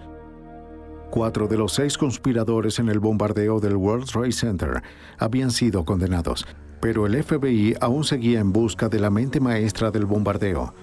Mientras continuaban con la búsqueda de Ramzi Youssef y su cómplice Eyad Ismoil, los agentes se enteraron de que Youssef estaba involucrado en varios complots terroristas diseñados para derribar aviones comerciales en todo el mundo. Se emitieron advertencias a los viajeros estadounidenses en el extranjero. Más ataques terroristas contra estadounidenses o intereses estadounidenses podrían ocurrir después del veredicto. Youssef era uno de los hombres más peligrosos y elusivos del mundo. Después del incidente del World Trade Center, es obvio y evidente que estaba planeando actos adicionales de terrorismo en todo el mundo. El caso de la conspiración aérea ciertamente revelaba el alcance de lo que se estaba planeando. El hecho de que se estaba moviendo por todo el mundo, por el país y varios países, indicaba una amplia gama de apoyo que él y sus compatriotas tenían. No fue sino hasta febrero de 1995, 2 años después de lo sucedido en el World Trade Center, que Ramzi Youssef fue arrestado en Pakistán y entregado a agentes del FBI. El agente Stern fue enviado a buscar a Youssef y llevarlo a los Estados Unidos. De pronto Youssef estaba dispuesto a confesar. Su odio por los Estados Unidos por brindar apoyo a Israel lo consumía por completo. Le dijo a Stern que eligieron el World Trade Center como su objetivo porque era el símbolo más grande de las finanzas y del imperialismo estadounidense.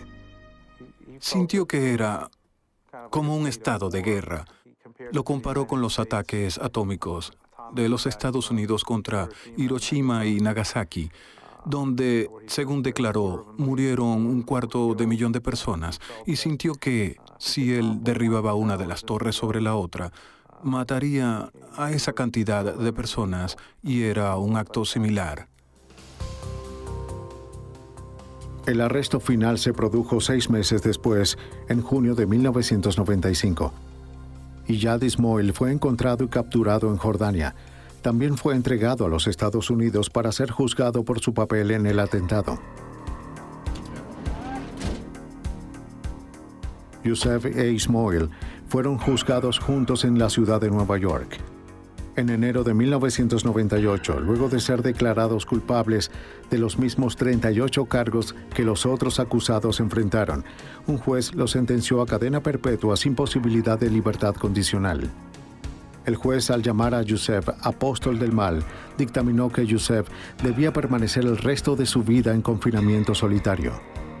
Solo una vida de soledad podría evitar que Youssef conspirara para volver a matar. Con los principales conspiradores encarcelados de por vida, el FBI y otras agencias encargadas de hacer cumplir la ley han tenido la oportunidad de reflexionar sobre la magnitud de esta investigación. El caso del Wall Street Center, en muchos sentidos, fue una verdadera llamada de atención a las fuerzas de seguridad. Fue el mayor acto de terrorismo internacional en el país. Y a pesar de que el terrorismo ha existido aquí por muchos años, ciertamente el alcance que vivimos en el World Trade Center fue algo único y sin duda mucho más horrible de lo que habíamos visto en el pasado. Los terroristas llevaron a cabo una destrucción de $550 millones en el World Trade Center. El daño financiero causado por la interrupción de los negocios nacionales e internacionales también fue muy evidente. Estados Unidos había sido sacudido por su creencia de que los ataques terroristas internacionales no ocurren en suelo norteamericano. Al poner fin a una conspiración tan compleja y de tan largo alcance tan rápido, el FBI envió un mensaje por todo el mundo. La toma de vidas inocentes nunca será tolerada.